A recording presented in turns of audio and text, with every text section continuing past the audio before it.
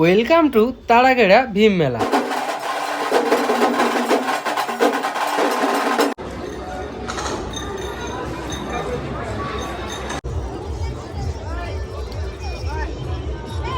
Hello guys, আমি সৌরভ আর তোমরা দেখছো দুষ্টু সৌরভ ব্লগস। আমি আজকে অ্যাকচুয়ালি এসেছিলাম তারাগেড়ার ভীম ঠাকুর দেখতে।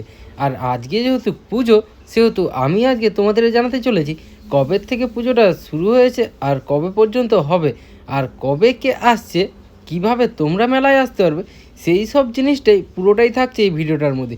শেষ পর্যন্ত দেখতে থাকো আর জানতে পারবে কবে পর্যন্ত হবে আর কোথায় বা। ভিডিওটা শুরু করেছিলাম নিমতলা মোড় থেকে। তোমরা যে যেখান থেকে আসো না কেন গুগল ম্যাপে সার্চ করবে ব্যবত্তা হাট, তারপরেই চলে যেতে পারবে। তবুও আমি কিছুটা আগের থেকে তোমাদের দেখাতে শুরু করলাম, যাতে তোমাদের দেখে জায়গাটা দেখে বুঝতে পারো যে হ্যাঁ ঠিক রাস্তায় আসছি। এই যে দেখছো এই জায়গাটার নাম হলো নিমতলা।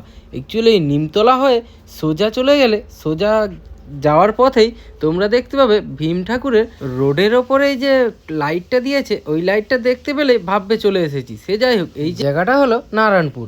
নারায়ণপুরে এসে আরও কিছুটা এগিয়ে যেতে হবে। আমি নারায়ণপুরে দাঁড়িয়ে ভিডিওটা করেছিলাম, তোমাদের জায়গাটা পরকে পর দেখিয়ে নিয়ে যেতে পারবো বলে। নিমতলা থেকে কিছুটা এগিয়ে এলে নারায়ণপুর, আর নারায়ণপুর থেকে কিছুটা এগিয়ে এলে এটা হলো তালপুকুর রেল ক্রসিং। আর এই রেল ক্রসিংটা দেখে বুঝতে পারবে হ্যাঁ এবারে ভীম মেলার খুব কাছাকাছি এসে গেছে।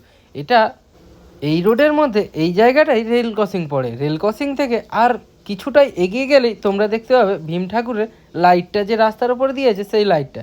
আর ওই লাইটের কাছ থেকেই যে রাস্তাটা ভেতর দিকে ঢুকে গেছে, এই যে দেখতে পাচ্ছ লাইটটা, এই লাইটের কাছেই গা দিয়ে একটা ছোট্ট রাস্তা ঢুকে গেছে। ওই রাস্তাটা দিয়ে ঢুকে গেলেই তোমরা চলে যাবে ভীম মেলা পর্যন্ত। চলো রাস্তাটাও তোমাদের দেখিয়ে দিই। এই হলো সেই রাস্তা। রাস্তা ধারে কিছু দোকানদানি রয়েছে। এই দোকানদানির গাছগুলো দিয়ে ভেতর দিয়ে সোজা যেতে হবে। আমি যেহেতু পুজোর দিন এসেছিলাম, ভিড়টা একটু কম। অন্যান্য দিন তোমরা যখন আসবে ভিড়টা অনেকই হবে। তোমরা এর ভেতরে বাইক তো ঢোকাতেই পারবে না। আমি যেহেতু পূজার দিন এসেছি, সেহেতু আমি বাইকটা পুজো মণ্ডপ পর্যন্তই নিয়ে যেতে পারবো। সে যাই হোক, আমি এসে গেছি ভীম ঠাকুরের কাছে। এবার চলো ভীমদেবের দর্শন করা যাক। ভীম ঠাকুরের কাছে এতটাই ভিড় যে প্রথম চান্সে আমি যেতেই পারলাম না। এখানে অন্যান্য ঠাকুরগুলো একই মণ্ডপের ভেতরেই দেখতে পাবে।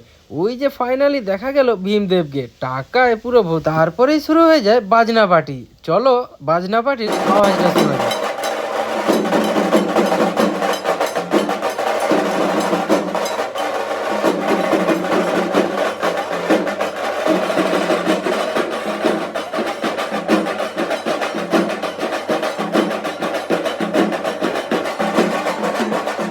বাজনা পাটির আওয়াজ শুনে চলে এলাম পুকুর পাড়ে। শুনেছি এই পুকুরে নাকি কেউ পয়সা ফেলে কেউ যদি কিছু উইশ করে, সেই উইশটা নাকি পূরণ হয়। আর এদিকে মন্দিরটা দেখো কতই না সুন্দর। ফাইনালি এবারে দেখে নাও কে কবে আসছে আর কোন দিনই বা কোন অনুষ্ঠান রয়েছে, আর তুমি কোন দিন আসবে সেটা এখান থেকেই তোমরা দেখে নাও। এই যে দেখছো 8ই ফেব্রুয়ারি থেকে 18ই ফেব্রুয়ারি পর্যন্ত অনুষ্ঠান হবে। মোট 10 দিন অনুষ্ঠান হচ্ছে। কে কোন দিন আসছো কমেন্টে জানিও আমাকে, আমার খুবই ভালো লাগবে কমেন্টটা দেখে। চলো এবার মেলার দিকে যাই। মেলাতে প্রথমেই সত্যি মেলা মানে দোকান আর খাবার দাবার। এবার মেলার ভেতরে ঢুকে গেছি। ভীম মেলায় প্রত্যেক বছর কোনো না কোনো সিনসিনারি করা হয়। সেই জিনিসটাই এবছর করেছে বন্দে ভারত ট্রেন। বন্দে ভারত ট্রেন এখনও যে সামনে দেখোনি, এই ভীম মেলাতে এলে দেখতে পাবে। সত্যি কথা বলছি, এই জিনিসটা আমার তো বেশ দারুণ লেগেছে। কার কার ভালো লেগেছে তোমরা কমেন্টে জানিও। অ্যাকচুয়ালি ট্রেনটা এখানে এসেছে, আবার এখান থেকে কিভাবে ছাড়ে, সেই ছাড়া অবস্থায় আবার চলে যাচ্ছে দেখতে পাচ্ছ। আর গিয়ে ওই যে সামনে একটা জায়গা আছে, এখানে দেখেছো, এখানে এসে আবার দাঁড়াচ্ছে, আবার এখান থেকে ছেড়ে আবার ওখানে যাচ্ছে। এইভাবেই চলছে ট্রেনের। সে যাই হোক, ট্রেন চলাচল করতে থাকবে। আর আমার হাতে যদিও সময় কম আছে, সেহেতু এবার একটু ওই দিকে যাই কি আছে দেখি। এটা হলো ভীম মেলার দ্বিতীয় স্টেজ। এখানেও কোনো না কোনো অনুষ্ঠান হতেই থাকে। আর কিছুটা এখান থেকে এগিয়ে এলে শুধু খাওয়ার দোকানই পাবে।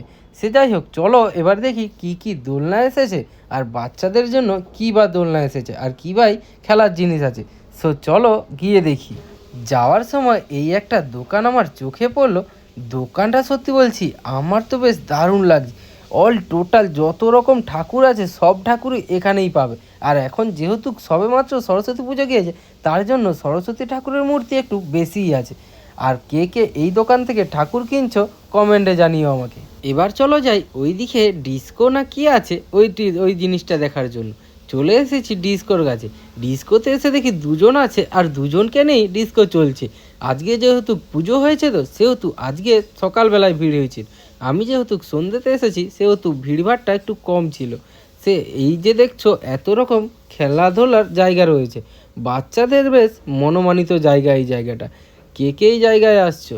মেলাতে ঘুরতে এলে খাবার দাবার না হলে না কেমন লাগে। সে যাই হোক, খাওয়া দাওয়া করে ফাইনালি আবার মন্দিরের কাছে চলে এসেছি, কারণ এখান থেকে এবারে আমাদের বেরিয়ে যেতে হবে। এই যে মন্দিরের ভিউটা দেখছো, সত্যি বলছি এই জায়গাটায় আমি প্রায় 5 মিনিট সময় দাঁড়িয়ে দাঁড়িয়ে দেখছিলাম।